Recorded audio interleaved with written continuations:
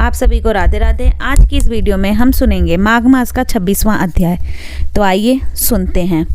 पति कहने लगा कि हे प्रेत, तुमने सारस के वचन किस प्रकार और क्या सुने थे, सो कृपा करके कहिए। प्रेत कहने लगा कि इस वन में कुहरा नाम की नदी पर्वत से निकली है। मैं घूमता घूमता उस नदी के किनारे पहुंचा और थकावट दूर करने के लिए वहां पर ठहर गया। उसी समय लाल मुख और तीखे दांतों वाला एक बड़ा बंदर वृक्ष से उतरकर जल्दी से वहां पर आया जहां एक सारस सोया हुआ था। उस चंचल बंदर ने कई एक पंक्षियों को देखकर उस सोए हुए सारस को दृढ़ता से पैरों से पकड़ लिया और तो सब पक्षी उड़कर वहां से चले गए, परंतु सारसी भयभीत होकर विलाप करती हुई वहां ही रुक गई। नींद के दूर होने तथा भय से नेत्र खोलकर सारस ने बंदर को देखा और मधुर वाणी से कहने लगा कि हे बंदर, तुम बिना अपराध मुझको क्यों दुख देते हो। इस संसार में राजा भी केवल अपराधियों को ही दंड देता है। तुम्हारे जैसे श्रेष्ठ प्राणी किसी को पीड़ा नहीं देते। हम अहिंसक और दूसरों के कर्मों को नहीं देखते।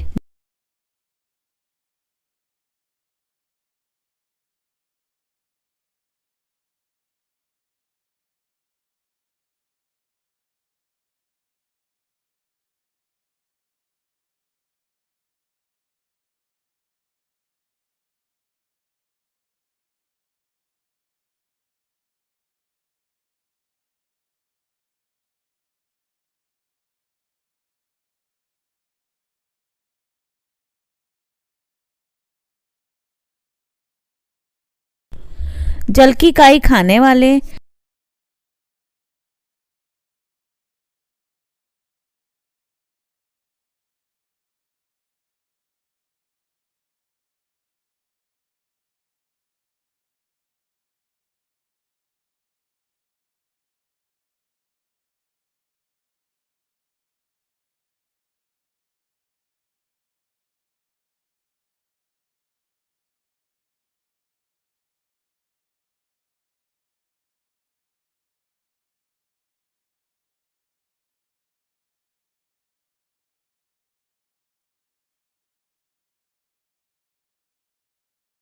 आकाश में उड़ने वाले, वन में रहने वाले, अपनी स्त्री से प्रेम करने वाले, दूसरों की स्त्री को त्यागने वाले, दूसरों की बुराई से दूर रहने वाले, चोरी ना करने वाले, बुरों की संगति से वर्जित, किसी को कष्ट ना देने वाले, इस प्रकार मुझ नीर अपराधी को हे बंदर छोड़ दो।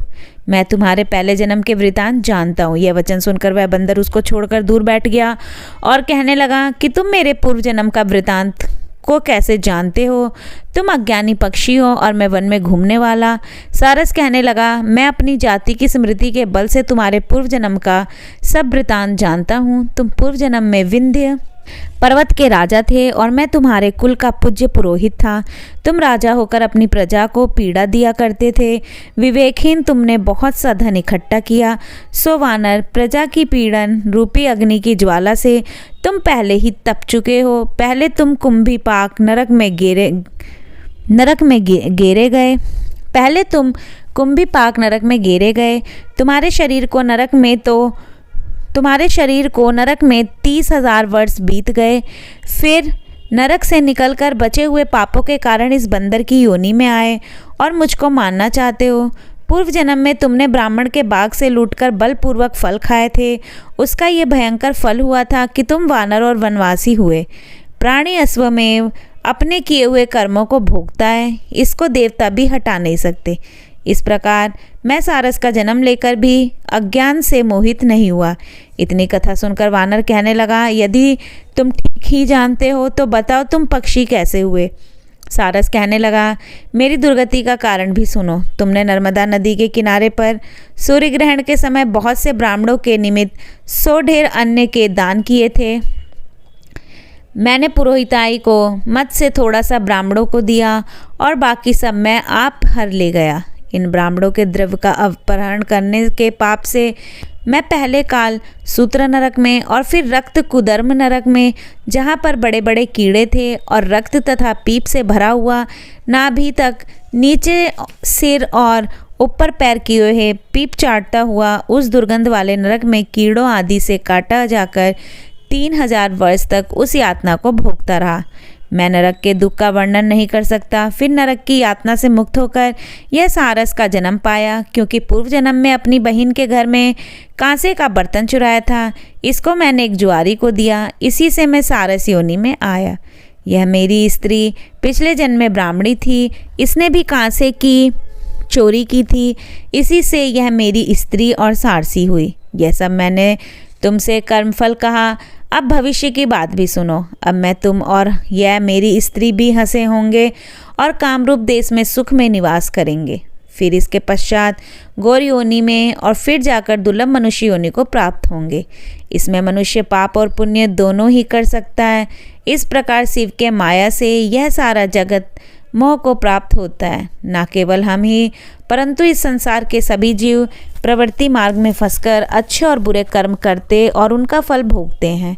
इसलिए सब प्राणियों को धर्म का सेवन करना चाहिए। देवता, असुर, मनुष्य, व्याध, कीड़े मकोड़े सभी से यह कंटक रूप मार्ग नहीं छूटता।